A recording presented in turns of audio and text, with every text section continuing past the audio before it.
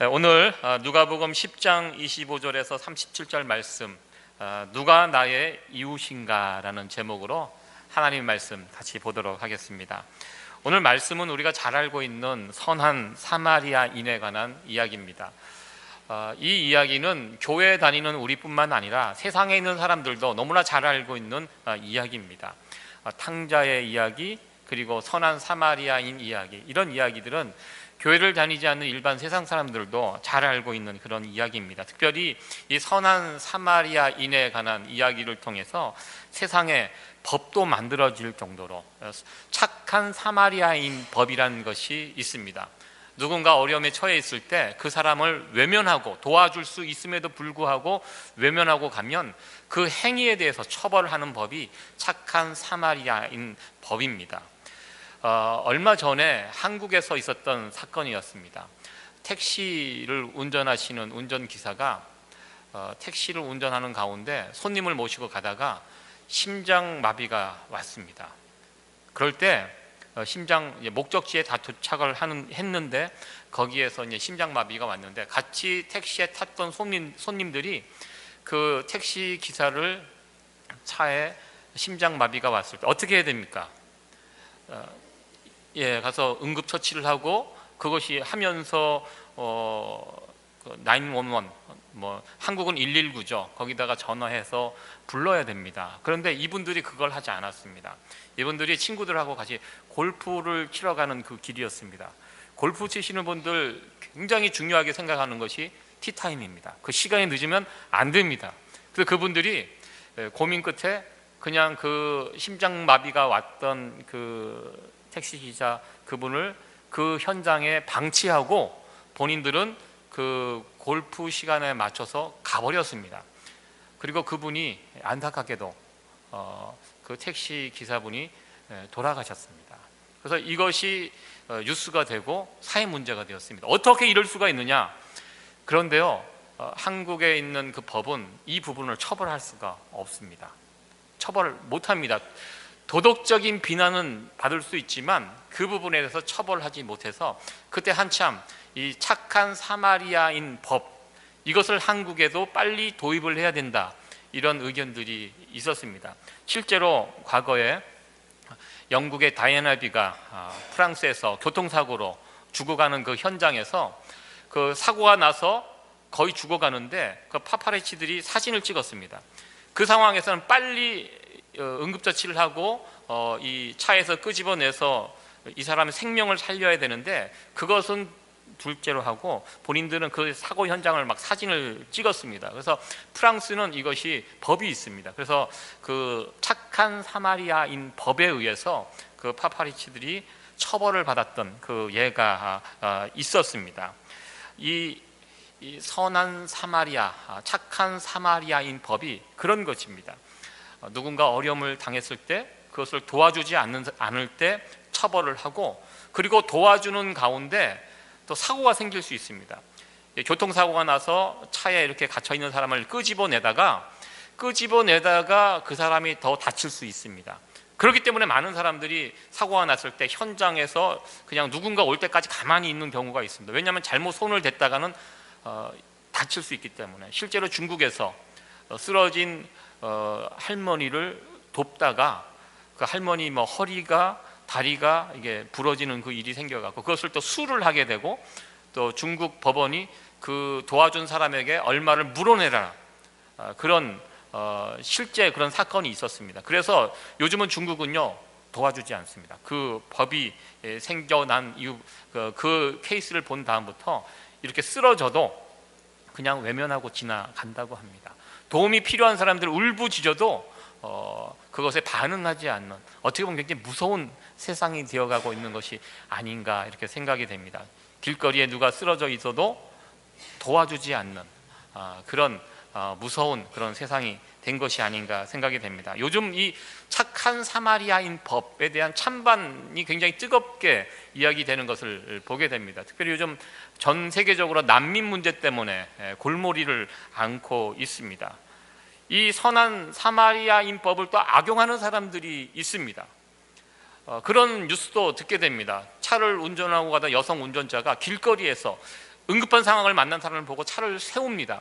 그런데 갑자기 쓰러져 있는 사람이 돌변해갖고 강도가 되어서 그 여인의 차를 뺏고 폭행을 했던 이런 사건들 또한 뉴스에 보도가 되었습니다. 그래서 요즘은 여성들이 운전을 하고 가다가 길거리에 어떤 그런 위급한 상황을 만난 사람들 봤을 때 차를 세우지 말라고 합니다. 그냥 지나가라고 합니다. 왜? 세상이 워낙에 험해졌기 때문에 사람들의 그런 동정심, 사랑도 사랑하는 마음 이런 것도 이용하는, 그것을 악용하는 그런 자들이 있기 때문입니다. 실제로 몇 주 전에 유럽에 있는 난민촌에서 그곳에서 봉사활동을 하던 독일 처녀를 그 난민들이 해코지를 하고 그리고 죽였던 그 사건이 또 보도가 된 적이 있습니다. 이렇듯 선한 마음을 가지고 이웃들을 위해서 도우려고 했던 사람들을 악용하고 이용하는 그런 사람들에 의해서 이 선한 착한 사마리아인 법, 이 법이 점점 힘을 잃고 없어져 가는 것이 아닌가 또 그런 생각을 해봅니다. 실제로 우리가 지금 살고 있는 이곳도 지금 난민 문제 때문에 굉장히 어렵습니다. 최근에 한국의 그 난민 문제 때문에 굉장히 시끄러운 것을 알게 됩니다. 예멘 난민이 갑자기 제주도에 들어왔습니다. 이제 한국도 어느 정도 경제적인 규모가 커졌기 때문에 난민들을 받아야 됩니다. 그것이 국제적인 책임이 있습니다. 한국도. 그래서 그 룰에 따라서 난민들을 받으려고 하는데 또 한국 사람들이 난립니다. 못 받게 합니다. 지금 막 한국에서 이 일 때문에 막 데모도 하고요. 여러분들 배우 정우성 씨 아시죠? 여자분들 잘 아시죠? 굉장히 잘생긴 그 배우인데요. 이 정우성 씨가 난민들을 받아야 된다 이렇게 이야기했다가 또 많은 사람들에게 공격을 받고 있습니다. 한국에 난민이 들어오는 이 문제에 가장 반대를 심하게 하는 집단이 또 있습니다. 기독교 단체들입니다. 이 난민 문제를 종교 문제로 봅니다. 저들 다 무슬림들이다. 들어오면 결국 이 한국을 무슬림화, 이슬람 세력으로 만들기 위해서 그런 목적으로 저들이 들어오기 때문에 철저하게 막아야 된다. 그러면서 한국 교회가 이 난민 문제에 굉장히 문제의식을 가지고 반대하는 데 앞장서 있는 모습을 보게 됩니다. 저는 그런 모습을 보면서 안타까운 마음을 가지고 보게 됩니다. 그것은 아닌 것 같은데 과연 주님께서는 이 문제를 어떻게 바라보실까? 뾰족한 답은 없습니다. 그러나 세상 사람들 눈에 이 난민 문제를 결사 반대하는 집단이 교회라는 거, 그렇게 비춰지는 거, 참 이 부분에 대해서 참 부담감을 가지고 보게 됩니다. 어려움에 처한 사람들을 도와줘야 되는가 말아야 하는가, 참 도와줄 수 있으면 도와주는데 그것에 따른 위험 요소가 너무 크기 때문에 하지 말아야 되는가. 요즘 세상의 흐름은요 돕지 않은 쪽으로 흘러가고 있는 것을 보게 됩니다. 우리가 살고 있는 미국 땅 트럼프 정부가 들어오면서 이 난민 문제 굉장히 엄격하게 다가가 있는 것을 보게 됩니다. 이 트럼프가 당선된 당선 이유가 무엇입니까? 멕시코와 미국 사이에 장벽을 세우겠다, 철저하게 관리하겠다, 또 이곳에 있는 서류 미비자들 다 추방시키겠다. 굉장히 과격한 그런 주장들인데요, 이 땅에 살고 있는 많은 미국 사람들이 그 트럼프의 주장을 동조하고 있습니다. 도와주는 것도 좋지만 일단 우리부터 살아야 한다, 우리의 이익을 먼저 지켜야 한다. 그러면서 이 난민 문제에 대해서 굉장히 엄격한 잣대를 가지고 접근을 하는 것들을 보게 됩니다. 이런 의미에서 오늘 이 선한 착한 사마리아인의 비유가 세상 사람들에게 또 회자되고 있는 모습들을 보게 됩니다. 오늘 말씀의 내용이 바로 이 선한 사마리아인의 비유에 관한 부분입니다. 우리 예수님께서는 이 선한 사마리아인의 비유를 통해서 무엇을 말씀하시고자 했는지 그 부분에 대해서 함께 살펴보기를 원합니다. 이 비유를 정확하게 이해하기 위해서는 이 비유가 나와 있는 앞뒤 전후의 상황들, 문맥들을 먼저 살펴보는 것이 중요합니다. 이 비유는 율법사와 예수님과의 대화에서 시작이 되었습니다. 율법사가 예수님을 찾아와서 질문을 합니다. 두 가지 질문을 하는데요. 율법사의 질문은 그런 것이었습니다. 몰라서 물어보는 것이 아닙니다. 이런 질문을 통해서 예수님을 조금 난처하게 하고 또 괴롭힐 목적으로 이런 질문을 준비해서 예수님에게 질문을 했습니다. 첫 번째 질문이 25절에 나와 있습니다. 우리 같이 한번 읽어보도록 하겠습니다. 시작. 어떤 율법사가 일어나 예수를 시험하여 가로되 선생님, 내가 무엇을 하여야 영생을 얻으리까? 무엇을 해야 영원한 생명을 얻을 수 있습니까? 여러분들, 이 질문에 여러분들은 무엇이라고 답할 수 있겠습니까? 우리의 영생에 관한 문제, 누구와 관련이 있습니까? 예수 그리스도입니다. 우리가 어떻게 영생을 얻습니까? 예수님을 믿으면, 예수님을 받아들이면 우리는 영생을 얻을 수 있습니다.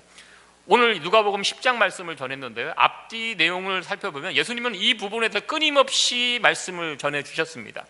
하나님 아버지를 아는 길은, 하나님 아버지를 알기 위해서는 나를, 예수님을 알아야 된다. 예수님을 통하지 않고서는 하나님 아버지께 갈 수 없다. 이 부분을 예수님께서는 거듭거듭 강조하시며 말씀하셨습니다. 영생으로 가기 위해서는 예수님을 받아들여야 된다. 이것이 예수님의 주장이었습니다. 그런데 이 주장을 다 들었던 율법사이지만 율법사는 그렇게 물어보지 않습니다. 영생을 얻기 위해서 무엇을 해야 합니까? 이렇게 물어봤을 때 예수님께서는 오늘 본문에서는 율법사의 수준에 맞춰서, 그 질문의 수준에 맞춰서 대답을 하시는 것을 우리는 보게 됩니다. 율법은 무엇이라고, 이 영생의 문제, 너희가 그토록 생명처럼 붙들고 있는 그 율법에는 영생의 문제를 어떻게 설명하고 있는지 예수님께서 오히려 다시 질문을 하셨습니다. 이 질문에 율법사가 했던 대답입니다. 같이 한번 이 말씀 읽어보도록 하겠습니다. 시작. 대답하여 가로되 내 마음을 다하며 목숨을 다하며 힘을 다하며 뜻을 다하여 주 너의 하나님을 사랑하고 또한 내 이웃을 내 몸과 같이 사랑하라 하였나이다. 아멘. 우리가 잘 알고 있는 말씀입니다. 이 율법 굉장히 복잡한 것 같지만 단순합니다. 하나님을 사랑하고 이웃을 내 몸과 같이 사랑할 수 있다면, 그런 사람이 있다면 그 사람은 이 율법의 요구들을 다 이룰 수 있는 사람이고, 그러면 그 사람은 영원한 생명을 누릴 수 있는 사람이 된다는 것입니다. 이 율법의 이 요구에 대해서 예수님께서 다시 한번 확인하시고 율법사는 그것을 대답하였습니다. 다음 이 두 번째 질문을 이어서 또 우리 율법사가 예수님에게 했습니다. 여기 보면 하나님을 사랑하는 이 부분에 대해서는 동의합니다. 근데 이웃을 사랑하는 이 부분에 대해서는 율법사와 예수님과의 차이가 있는 것을 보게 됩니다. 율법사가 생각하는 이웃과 예수님이 생각하는 이웃이 달랐다는 것입니다. 율법사, 유대인들은요, 이웃의 개념이 명확합니다. 그들에게 이웃은 누굽니까? 같은 유대인, 혈육, 이 율법을 붙들고 살아가는 하나님의 백성들, 유대인들이 이웃입니다. 딱 그 기준에 맞춰서 있습니다. 그러나 우리 예수님은 이웃의 개념이 달랐습니다. 유대인과 달랐습니다. 우리 예수님의 이웃의 개념은 그 사람이 유대인이건 이방인이건 하나님을 믿건 믿지 않건 상관하지 않았습니다. 예수님의 이 이웃의 개념은 상당히 넓었던 것을 보게 됩니다. 이 유대인 율법사는 이웃의 개념이 굉장히 좁았고요, 예수님은 넓었습니다. 바로 이 차이가 있는 것을 보게 됩니다. 율법사가 왜 예수님께 이웃이 무엇입니까? 왜 물어봤습니까? 내 이웃이 누굽니까? 왜 예수님께 질문했습니까? 율법사는 예수님께서 이 땅에 오셔서 하나님의 아들이라고 말씀하시면서 이 사람 저 사람 다 만나고 다니는 이런 모습을 좀 불만을 가지고 바라봤습니다. 분명히 이웃은 유대인들, 하나님의 율법을 붙들고 살아가는 저들이 이웃인데, 율법사의 눈에는 이웃이 아닌 자들, 하나님과 상관없는 자들, 그 당시 죄인들, 세리, 창기, 범법자들, 이런 자들과 어울려 다니면서 그들과 교제하는 예수님의 모습을 율법사가 봤습니다. 그래서 그 부분을 나름대로 지적하면서 이런 질문을 한 겁니다. 내 이웃이 누굽니까? 이렇게 질문을 하였습니다. 이 질문을 받고 예수님께서 오늘의 이 선한 사마리아인 비유를 그 율법사에게 해 주셨습니다. 이 선한 사마리아인의 비유 우리가 잘 알고 있습니다. 이 비유에 보면 강도 만난 사람이 나오고요, 제사장과 레위인이 나오고 사마리아인이 나옵니다. 이 실제로 있었던 이야기는 아니지만 예수님께서 당신의 이야기를 전해주기 위해서 이 비유를 하나 만드셔서 그 율법사에게 말해 주셨습니다. 강도 만난 사람, 아마 이 강도 만난 사람은 유대인이었을 것입니다. 여리고에서 예루살렘으로 올라가는 길이 한 25km 정도 된다고 합니다. 거기는 숲이 없습니다. 그냥 바위들이 있고, 그리고 혈로라고 합니다. 피의 길, 그 길 25km 정도 되는 그 길, 하나님께 예배드리기 위해서 반드시 가야 할 그 길입니다. 그렇기 때문에 성전에 올라갈 때 빈손으로 가지 않습니다. 무엇인가 들고 갑니다. 또 그곳에서 제물을 사야 되기 때문에 돈도 들고 가고, 또 나름대로 제사를 준비하는 사람들이 들고 가는 물건들이 있습니다. 그것을 뺏기 위해서 강도들이 숨어 있습니다. 그래서 그곳에서 숨었다가 그 길을 지나가는 사람들을 떼강도들이 출몰을 해서 뺏고 또 해치고 죽이기까지 하는 굉장히 위험한 길입니다. 이것을 염두에 두고 우리 주님께서 이 비유를 전해주셨습니다. 어느 사람이 여리고에서 예루살렘으로 올라가는 길에 강도를 만나게 됩니다. 이 떼강도를 만나서 가지고 있는 거 다 빼앗기고 매맞고 거반 죽게 되었습니다. 그럴 때 그 길을 같이 걸어가고 지나가던 제사장이 먼저 그것을 봤는데요, 제사장이 봤지만, 강도 만난 사람은 봤지만 그냥 지나갔다고 하고, 또 레위인도 그 강도 만난 사람을 봤지만 그냥 지나갔다고 합니다.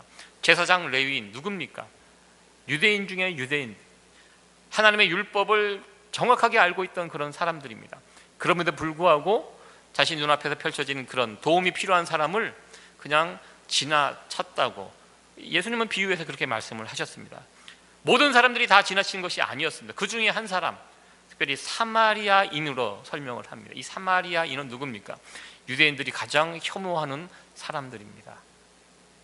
그 사람, 유대인들이 가까이 이웃이라고 인정하지 않는 그 사람 사마리아인이 그 강도 만난 사람을 보고 직접 그에게 가까이 가고, 그리고 자기가 가지고 있던 그 기름과 포도주를 가지고, 아마 그 일에 사용되는 것은 아닐 것입니다. 그러나 지금 내가 가지고 있는 것 중에서 이 상처를 치유할 수 있는 무엇이라도 꺼낸 것입니다. 포도주와 기름을 가지고 상처에 붓고, 그리고 그 사람을 이 짐승에 태웠다고 하는데요, 아마 이 나귀를 타고 왔던 사람인 것 같습니다. 나귀에 자기 짐을 싣고 그렇게 올라가던 중인데, 그 사람을 태우기 때문에 이제 그 짐을 누가 집니까? 사마리아인은 나머지 짐을 자기가 지고 쫓아가게 되고, 그리고 여관에 데리고 가서 그 사람을 정성껏 케어합니다. 케어하고, 또 이 사마리아인은 자기 볼 일이 있습니다. 그래서 그 여관 주인에게 잘 케어해 달라, 혹시 돈이 더 든다면 갔다 와서 계산할 테니까 잘 치료해 달라, 이렇게 부탁을 하고 떠났습니다. 이것이 이 비유의 내용입니다. 그러면서 질문을 합니다. 누가 이 강도 만난 사람의 이웃이 될 수 있겠는가? 이렇게 물어봤을 때 이 율법사는 사마리아인이라고 대답하지 않습니다. 그것도 재미있습니다. 왜? 차마 자기 입으로 사마리아인이라는 이 표현을 하기 싫었습니다. 그래서 자비를 베푼 사람입니다라고 이렇게 성경에 보면 표현이 되어 있습니다. 이 이야기를 듣는 사람들은 자비를 베푼 사람, 사마리아인인 것을 알게 됩니다. 이 비유를 예수님께서는 왜 율법사에게 전해 주셨습니까? 목적이 무엇입니까? 첫 번째 목적은 율법사가 가지고 있는 이 이웃의 개념, 너무 좁다는 것입니다. 이웃의 개념을 넓히라는 의미로 우리 주님은 이 말씀을 유대인에게, 율법사에게 주셨음을 보게 됩니다. 누가 나의 이웃인가? 여러분들은 이웃의 개념을 어느 정도 가지고 계십니까? 예수님의 이웃의 개념은 상당히 넓었던 것을 보게 됩니다. 나는 어느 정도 넓혀 있는가? 요즘 이웃이란 말이 점점 사라지고 있습니다. 내 가족, 내 자녀, 내 교회, 그 외에는 다 누굽니까? 이웃의 개념을 건너뛰고 그냥 원수가 돼버립니다. 예.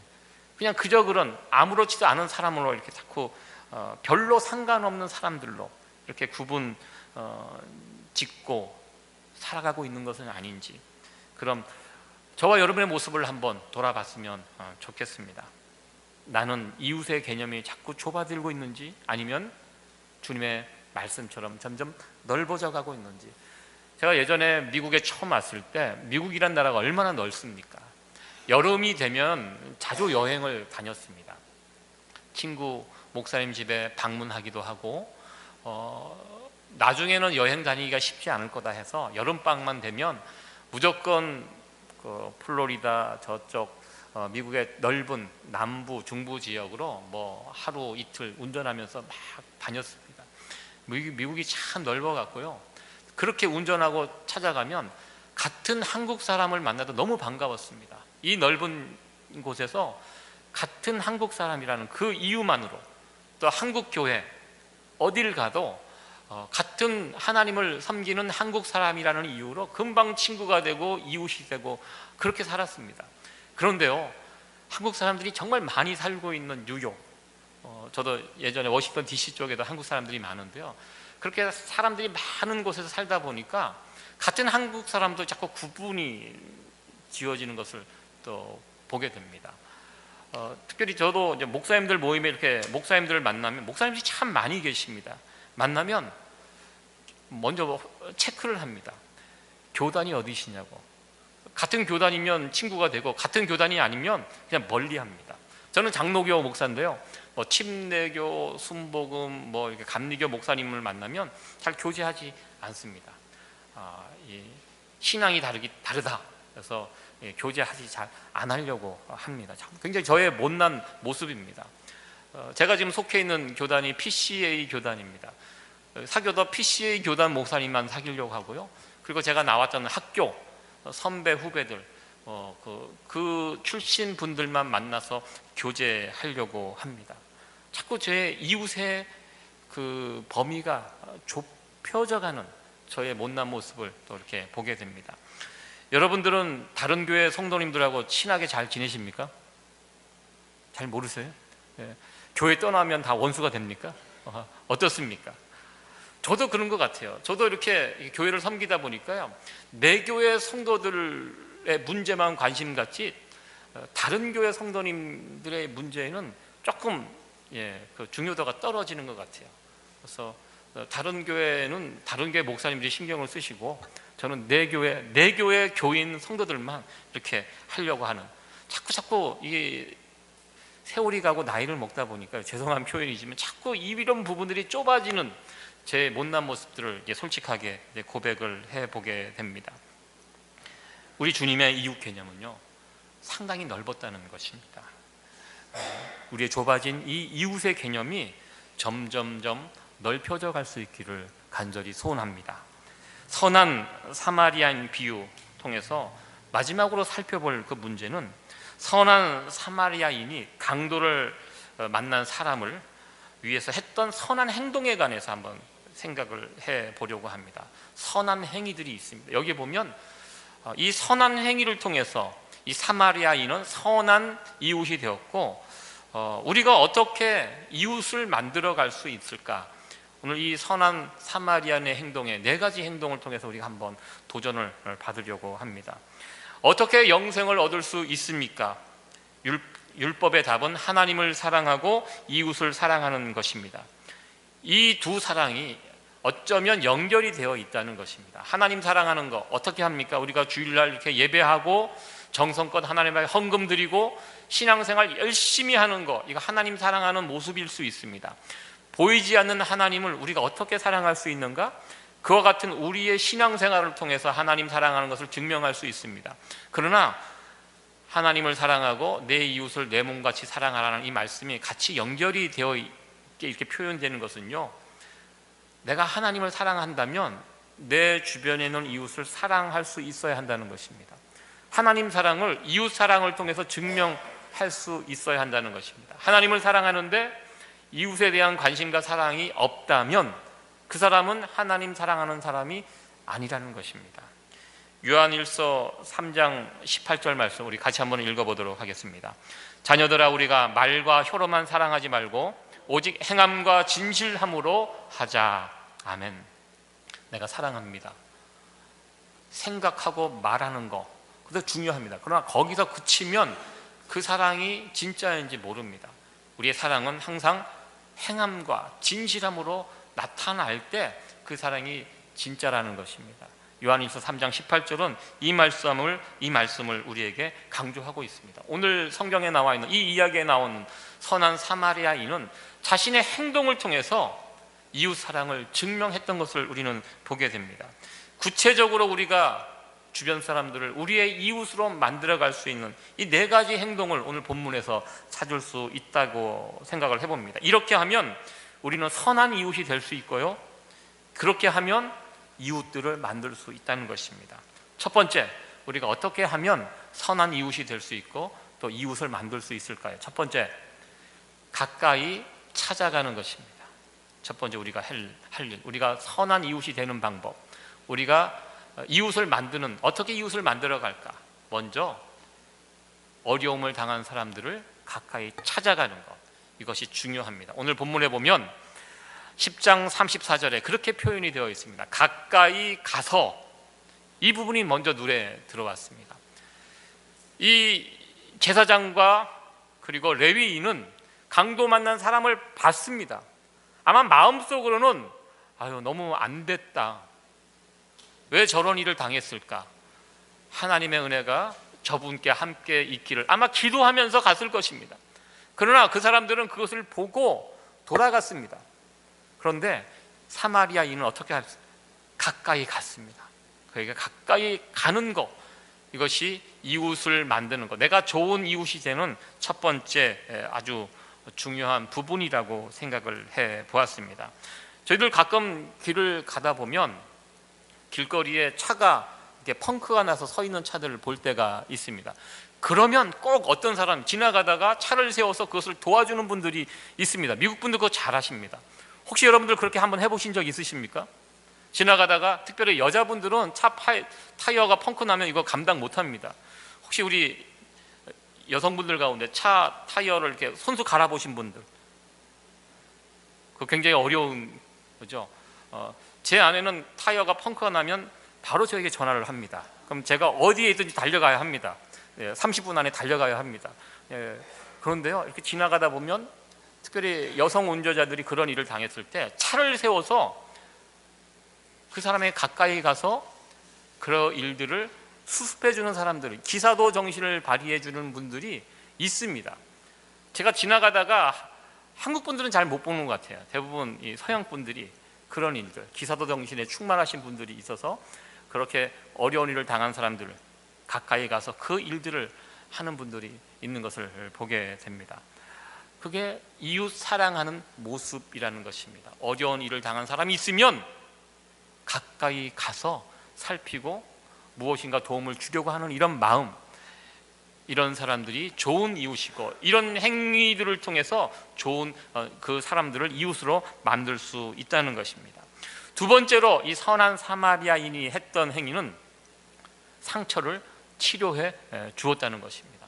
상처를 치료해 주는 사랑을 베풀어 주셨습니다. 가까이 가서 두 번째로 했던 것이 기름과 포도주를 그 상처에 붓고 싸매고, 이렇게 표현이 되어 있습니다. 아마 이 사마리아인이 가지고 있었던 것, 그때 당시 포도주와 기름을 가지고 있었던 것 같습니다. 이 포도주와 기름은 상처를 치료하는 데 사용하는 물건이 결코 아닙니다. 그러나 지금 이 사람이 가지고 있는 그 물건 가운데 이 상처를 치료할 수 있는 물건을 아마 찾았던 것 같습니다. 내가 이 사람을 도와줄 수 있는 것이 무엇인가? 그래서 내가 가지고 있는 것, 이 포도주와 기름을 이용해서 이 상처를 치료하는 이 선한 사마리아인의 모습을 보게 됩니다. 제가 아는 어느 목사님은요, 컴퓨터를 참 잘하시는 목사님이 계십니다. 그래서 컴퓨터 지금은 이제 뭐 그러지 않은데요, 예전에 컴퓨터가 처음 나와서 막 이제 컴퓨터가 보급이 되고 또 많은 목사님들이 컴퓨터를 사용하다 보니까 컴퓨터가 이렇게 망가지고 프로그램이 또 이게 엉망이 되고 뭐 그런 경우가 있습니다. 저도 컴퓨터를 이렇게 고쳐 보니까요, 시간이 굉장히 많이 걸립니다. 컴퓨터를 다 지우고 다시 깔고 정리하는데 최소한 한두 시간은 지나갑니다. 그런데요, 제가 아는 어느 목사님은 누가 이렇게 좀 어려움이 있다 그러면 달려가서, 특별히 이분이 컴퓨터를 잘 하셨던 분이거든요. 그 부탁을 받은 사람의 컴퓨터를 다 고쳐주세요.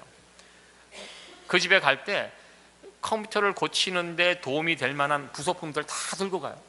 그래서 그곳에서 그것을 다 고쳐주고 프로그램도 새로 다 깔아주고 그런 일들을 기쁨으로 하는 그 목사님이 계셨습니다. 그렇게 한번 컴퓨터를 고치고 나오면 어떻게 되는지 아세요? 그 사람은 자기 사람이 되는 것입니다. 이웃이 되는 것입니다.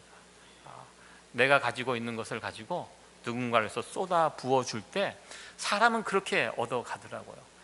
내 시간, 내가 가지고 있는 것을 누군가를 위해서 쏟아 부을 때 그 사람은 좋은 이웃이 되고 그 일들을 통해서 이웃을 얻는 것을 저는 볼 수 있었습니다. 이런 사랑이 우리에게도 있었으면 참 좋겠습니다. 세 번째로, 이 강도 만난 이 사람은 자기 짐승에 태웠다고 이 사람을 이야기합니다. 가까이 가서 기름과 포도주를 그 상처에 붓고 싸매고 자기 짐승에 태워, 아마 나귀를 타고 가는 중이었을 것입니다. 나귀에 그 사람의 짐들이 지어져 있었을 것입니다. 이 거반 죽게 된 이 사람을 자기가 타고 온 나귀에 싣습니다. 대신 나귀에 싣고 있던 그 짐을 이 사람이 대신 지고 따라가게 됩니다. 짐을 지고 가는 것, 누군가의 짐을 대신 져주는 것, 그 일들을 통해서 이웃 사랑을 보여주고 또 이웃을 얻는 귀한 모습을 우리는 보게 됩니다. 저도 예전에 군에 처음 들어가서 훈련병 시절 6주 동안 훈련을 받을 때 마지막 그 순서가 100km 행군 순서였습니다. 여름에 행군하는 거 굉장히 어렵습니다. 그래서 항상 이 수통에 물을 담고 이 물을 절대로 많이 먹지 말라고 합니다. 탈진이 있기 때문에. 그래서 물을 조금씩 먹어야 되고요. 1시간 걷고 쉴 때 한 모금씩 먹으라고, 이렇게. 그 물이 굉장히 생명수입니다. 그런데 그렇게 같이 이렇게 행군을 하다 보면 중간에 탈이 생기는 사람들이 있습니다. 꼭 말을 듣지 않고 처음부터 막 물을 막 벌컥벌컥 먹는 친구들이 있습니다. 그러면 탈이 납니다. 수통에 물이 다 떨어지고요, 이 갈증이 나서 죽으려고 합니다. 그럴 때 어떻게 합니까? 옆에 있는 전우의 물을 얻어 먹어야 합니다. 저는 안 좋습니다. 그걸 어떻게 줍니까? 저는 이 물을 빼앗기면 내가 죽는다고 생각하니까 도저히 줄 수가 없습니다. 그런데요, 교회도 안 다니는 친구인데요, 자기 물을 주더라고요. 그 얄미운 친구입니다. 처음부터 먹지 말라고 그렇게 얘기를 했는데 처음 시작하지 못해서 계속 먹고 그러고 그냥 탈이 나서 죽겠다고 그러는데요, 그 친구에게 자기의 생명수와 같은 그 물을 주고, 그리고 그 친구가 뻗을 때 총을 대신 져주고 나중엔 짐까지 같이 질고 따라가는 그 모습을 보았습니다. 저는 몸이 약해서 그렇게 할 수가 없는 사람입니다. 제가 그 모습을 보면서 지금까지 기억에 남아 있습니다. 그 모습이.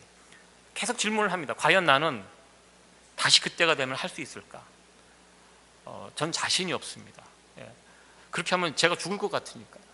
근데 그럼에도 불구하고 나도 힘들어 죽겠는데 내가 가지는 물을 주고 그 짐을 함께 지고 가는 이 모습, 좋은 이웃의 모습이고요, 그렇게 함으로써 그 사람을 나의 이웃으로 만들 수 있었다는 것, 그 모습을 통해서 볼 수 있었습니다. 누군가의 짐을 대신 져주는 것, 이웃을 사랑하는 귀한 모습이고요, 그 모습을 통해서 그 사람을 나의 이웃으로 만들 수 있다는 것입니다. 마지막 네 번째로, 비용을 지불하는 것입니다. 내가 그 사람 사랑하고 염려하고 한다면 내 지갑에서 그 사람을 위해서 기꺼이 지출할 수 있는 이 사랑이 필요하다는 것입니다. 이튿날에 데나리온 둘, 한 데나리온이면 하루 품삯입니다. 일꾼의 보통 지금으로 따지면 뭐 한 200불, 300불 정도 되는 그런 금액입니다. 이것을 여관 주인에게 맡기고 또 돌아와서 더 비용이 들었다면 갚겠다. 정말 이웃을 사랑하는 귀한 모습을 이 사마리아인은 우리에게 보여주고 있습니다. 어떻게 이렇게 할 수 있을까? 참 저는 이 이야기를 보면서 과연 나는 그렇게 살아왔는가? 또 제 모습을 또 돌아보게 됩니다. 이 교회를 섬기다 보면요, 그런 분들이 있어요. 누가 어려움에 처했다는 이야기를 듣고 제가 신방하러 가면 이미 저보다 앞서 다녀가신 분들이 있어요. 그리고 가실 때 봉투를 준비해서 놓고 가시는 분들, 어려울 때 쓰라고. 그분도 어려워요. 우리가 어렵지 않은 분이 누가 있습니까? 그럼에도 불구하고 어려운 상황에 처한 그 이웃을 봤을 때 기꺼이 자기의 물질을 그분을 위해서, 이 돈이 얼마나 귀한 것입니까? 이 피 같은 생명과 같은 그것을 내 이웃을 위해서 이렇게 쓰시는 분들이, 특히 교회를 섬기다 보면 참 그런 분들이 참 많이 계세요. 참 그분들을 볼 때마다 정말 제가 그분 앞에서 머리가 숙여지는데요, 그 쉬운 것 아닙니다. 제가 언젠가 그런 말씀을 드렸습니다. 제 친구와 같이 차를 타고 가다가 주변에서 길거리에서 구걸하시는 분을 만났을 때 제 친구가 저랑 대화 중에 조용히 창문을 내리더니 주머니에서 5불짜리를 꺼내서 줬습니다. 제가 그 모습을 보고 참 많은 것을 느꼈습니다. 뭐 1불도 2불도 아닌 5불을 왜 주냐 제가 물어보니까 5불 정도 줘야지 맥도날드에 가서 한 끼 기본적인 식사를 할 수 있기 때문에 5불을 이렇게 챙겨 다니면서 그런 사람 만났을 때 준다고. 좀 훌륭한 크리스찬 마인드라고 저는 생각을 해봅니다. 저도 예전에는 그런 분들 만났을 때 이렇게 선뜻 드렸는데요, 요즘은 잘 못 만나요.